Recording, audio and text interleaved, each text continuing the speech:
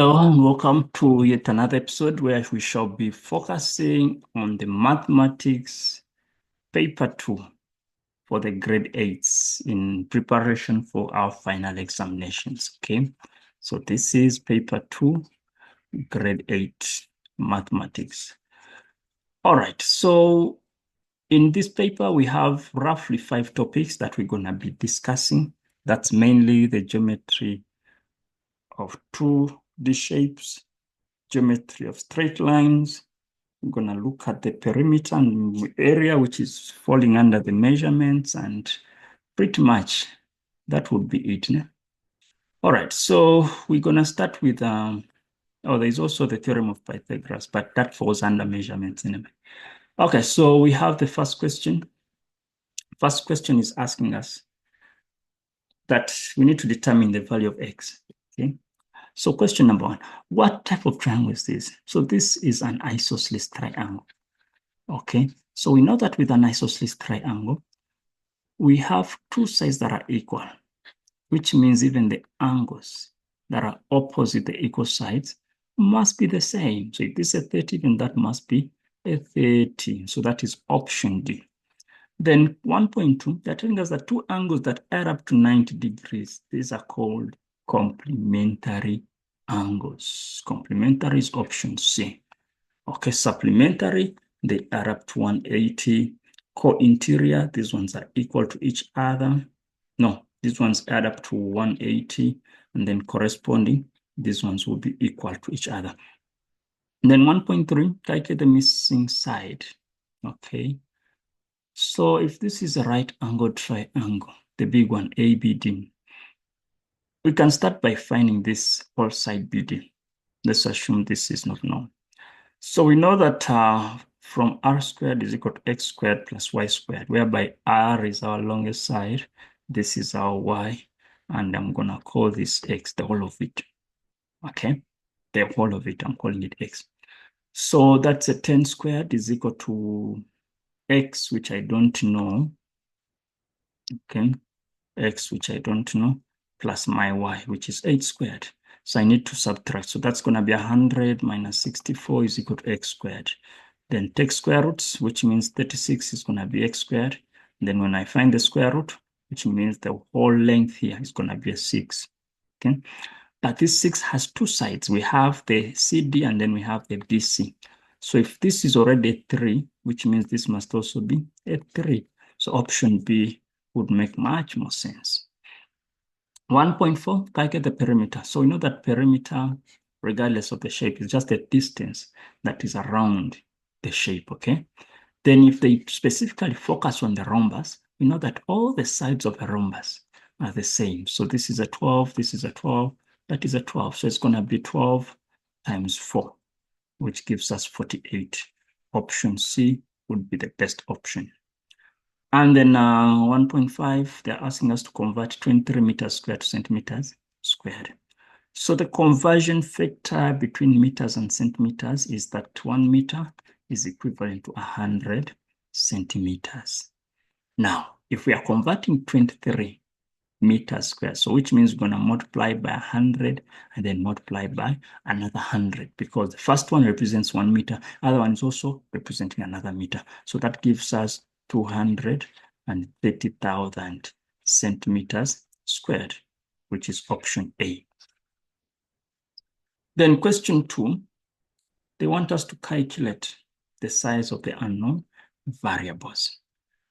Now, what shape do we have here? This is a triangle, and the x that they're talking about is an angle. So we know that angles in a triangle, okay, angles in a triangle must add up to 180 degrees, which means if we get 50 plus 68 plus the x, it must give us 180. Now, with this question, it is a must for you to write your statements, but also give the reasons. Okay, so we're saying 50 plus 68 plus x must give us 180. So this is the statement. And the reason we're going to say that angles in a triangle, or you can say the angle sum of a triangle, So whichever reason, you can even write it in full words, okay? Then we add these two, so 50 and 68 gives us 118 plus x must give us 180. Then we move this 118 that side so that we look for x. So 180 minus 118, what do we get? Is it a 62? So x becomes 62 degrees. Please do not get a protractor and measure this. We just need to do the calculations because these diagrams in most cases are not drawn to scale. 2.1.2, they want us to calculate the size of y while giving reasons. So what we need to do is we're seeing this as a 20. We're seeing this as 70.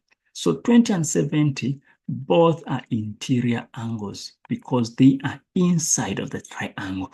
But this y is exterior, okay? And the connection between the interior and exterior is that one exterior angle must be equivalent to two interior angles that are opposite to it. So which means y is going to be 20 plus 70. And the reason is going to be exterior angle of a triangle. Okay, so 20 plus 70, we end up with a 90. So these two must give us 90 degrees. All right. Then 2.2 is ABC with those three lines. So those three lines simply represent what we call congruent.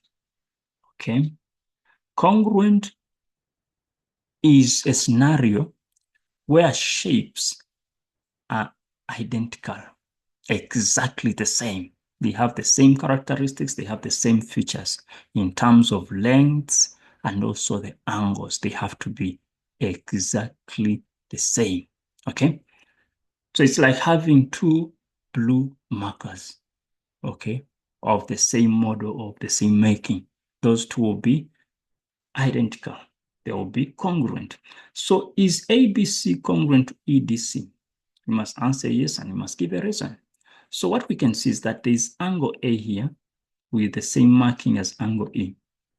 We're seeing this sign of AC and CE, which means these two are equal. But we also know that C2 and C1, they're also equal. Those are vertically opposite. So we can, let me just break it down and say that C1 is the same as C2. Reason is going to be vertically opposite angles. Then I can say that A is the same as E. We're going to say given because we were told. And then we're saying that AC, two letters represent the length of the distance, is the same as CE. This is also given. So we have three facts that prove that these two triangles are exactly the same. So we're going to say yes. And the reason is going to be, this is an angle, and then the side, and also an angle. So we're going to say angle, side, angle. All right, then that is 2.2. Then 2.3, in the diagram below, they're telling us that CS is parallel. Okay, these two lines represents parallel. Those two lines represent parallel lines, okay? EAW, the angle in the middle, 17. This is the same as that, okay? And then CA is X, this one. Can we give a reason why E2 is the same as X? So for as long as we have the parallel lines, we can see that those two angles are forming what we call a Z, okay? So the reason is going to be those are alternate angles because CS is parallel to HN. So that is the reason that we must give. Then hence calculate the value of X. So one thing we know is that W1 is also going to be X because now this triangle AEW is isosceles. So if this side is equal to that side, which means this angle must also be equal to that angle. So it's going to be angles that are opposite equal sides. All right, so then I'll have X plus another X plus 70 should be equivalent to 180 because now I'm looking at all the angles that are within a triangle. So we're going to say angles in a triangle. So X and X is 2X. Let's move the 70 that side. It's going to be 180 minus 70, which means 2x is 110. Then let's divide both sides by 2, which means x becomes a 55 degree. All right. Then they want us to get the value of E1. Where is E1? E1 is this angle here. So what we can do then, you have a choice now since you have your x as a 55. You can find your E1 by looking at this 70 and this 55 also, and then we form the exterior angle. Alternatively, you can look at the E1 and the E2, then those will be angles on a line. So the quick one will be E1 is equal to 70 plus 20, is it 55? That gives me 100 and then 25. So the reason here is going to be the exterior angle of a triangle. Okay, so alternatively, we said you can use E1 and E2, which is 55 plus E2 must give us 180. That's going to be angles on a line. Alternatively, we can use the reason of supplementary angles. So it's adjacent supplementary angles. So when you subtract 55 from 180, you still get your 125. Same maths, okay? Then identify the name for AEW. AEW. So this is an isosceles triangle. It's a triangle with two sides that are equal. So it's an isosceles triangle. All right, so that is question number 2. Question number 3. They're telling us that AB, remember the two lines? Parallel. When we talk about parallel, those lines are equidistant. So what is the relationship between x and y? So we're seeing that x and y. So those ones are vertically opposite angles. Vertically opposite angles, because we can see from that. Then what is the reason? X and z could be equal. So x is here, z is here. So we have the z or the n. Okay, the n represents the alternate. So alternate angles, because AB is parallel to CD. Then 3.2, if ABC is a straight line, they want us to get the value of x with reasons, okay? So the statement that we need to know is that for as long as we have angles that are on a straight line, if there are 2, the sum of those 2 angles must be equal to 180. If there are 3, the sum of those 3 angles must be equal to 180. So I'm going to say 55 plus x must give us 180. This is going to be the adjacent supplementary angles. Okay, adjacent simply meaning that next to each other, but they are lying on a straight line. Then for us to get the x, we move the 55 that side, which is going to be 180 minus 55. So 180 minus 55, that's going to be 125 degrees. So that for 3 marks. Okay, you leave out the reason, you're going to lose some marks. 3.3, calculate with reasons the value of A, B, and C. Okay, so we still have parallel lines, né? Because AB is parallel to CD. So we're seeing that if we have 105 here, how does A relate with 105?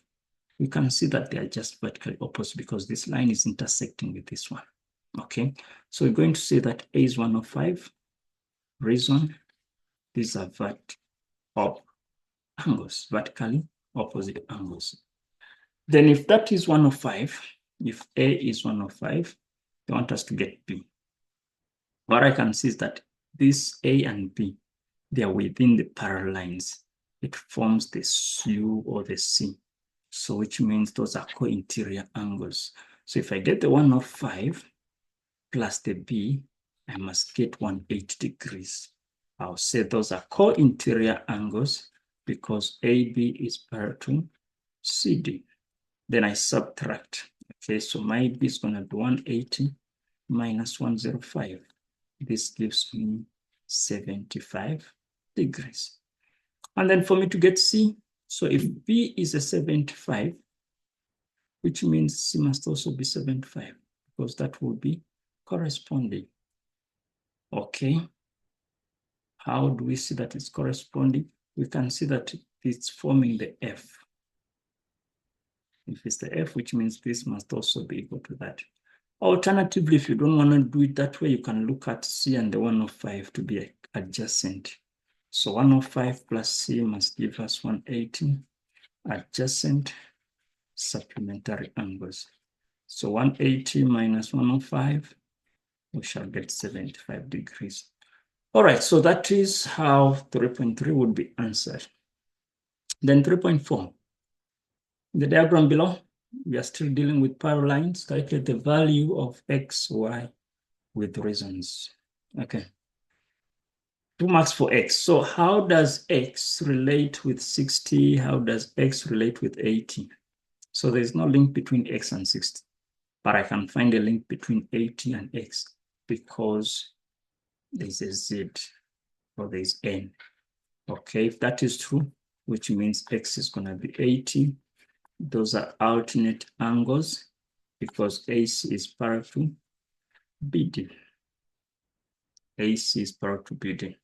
That is for the x. Then y, I'm seeing this component of y. It has no relationship with x. They cannot be co-interior because this line is not parallel to this one. But I can see that they are equal to the 60. This y is equal to 60 because these two are forming the F, which is corresponding. All right, so what I'm going to do, I'm going to say that we know that corresponding angles must be equal. Y plus 10 must give us 16. Those are corresponding angles because AC is parallel to BD. Then let's move the 10 that side. That's going to be 60 minus 10. Which gives us a 50 as our answer for that case. All right, then question number 4. We have the theorem of Pythagoras. They're telling us that AB is 20 units, AC is 12, and then AD is 15. Okay. Calculate giving reasons the value of x. So if we look at x, since it's Pythagoras, we know that Pythagoras is the theorem that deals with just triangles that have 90 degrees. If it doesn't have 90 degrees, we have no business with it. So let's focus on triangle ABC. Okay, so from ABC, we can see that r squared is equal to x squared plus y squared. Our r being the longest side. Longest side is always opposite the 90 degrees. So that's our x, this is our y. In this case, okay, just for this triangle. Or you can use p squared is equal to q squared plus and so on and so forth, okay? So that's going to be 20 squared is equal to x squared plus 12 squared, okay? 20 squared is 400. I need to subtract this, which is 144. And that is x squared. So 400 and then 144, that's going to be 6. It's going to be a 9. Okay, so I'm going to have x squared is 256. And then the square root of this, is it 14? That's 16. That's 5. That's a 4. That's a 1. No. So that is 16. Okay, so x becomes 16 units. Okay, then 4.2, they want us to get the value of y. So value of y, I mean, why are we even calculating it? They told us AD is the y, which is 15 units. So you can use your theorem of Pythagoras and tell us that your y squared is equal to 12 squared plus the 9 squared. So 144 plus 81. Is that true? Yes, we get 225. And then square root of that gives us the 15. All right. Then hence determine the length of BD. So we know that BD is the total distance. Okay, so BD is the BC and then the CD. We already have this as a 16. So which means our BD is going to be 16 plus 9, which must give us 25 units. All right, then lastly, question number 5. Consider the triangle ABC with B 90, AC is 13, BC is 5, and AB is 12. They want us to get the perimeter of the triangle. Remember, we said perimeter is the total distance around the shape. So AB plus BC plus AC. So that's going to be 12 plus 5 plus 13. So that's 15, which gives me 30 centimeters. Then they want the area using this formula. So the base and the height are the sides that form the 90. So 90 is formed by this and then that. So this can be our height. This can be our base. So it's going to be a half times 5 times 12. Okay, so this is the same as 60 over 2, which also gives us 30 centimeters squared. So area is in square units, whereas perimeter is just plain units. Then 5.2, study the circle below and answer the questions that follow. The diameter is 42 millimeters. Determine the radius. So radius is basically the distance from the center of the circle to the circumference. Okay, from the center to the circumference. So half of the diameter gives us the radius. Okay, so radius is diameter divided by 2, which is 42 divided by 2. This gives us 21 millimeters. Then 5.2.2, they want us to get the area of the circle using that formula. So we know that the area is given as pi times the radius squared, 3,142 times 21 squared.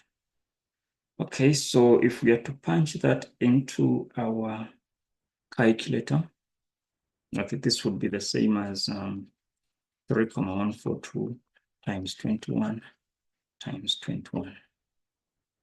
Okay, 3,142 times 21 times 21. I end up with 1385,62. This is millimeters squared, since it is area. And that brings us to the end of paper 2. But remember, there's quite a lot under these measurements where they can even ask you for the area of the shaded part.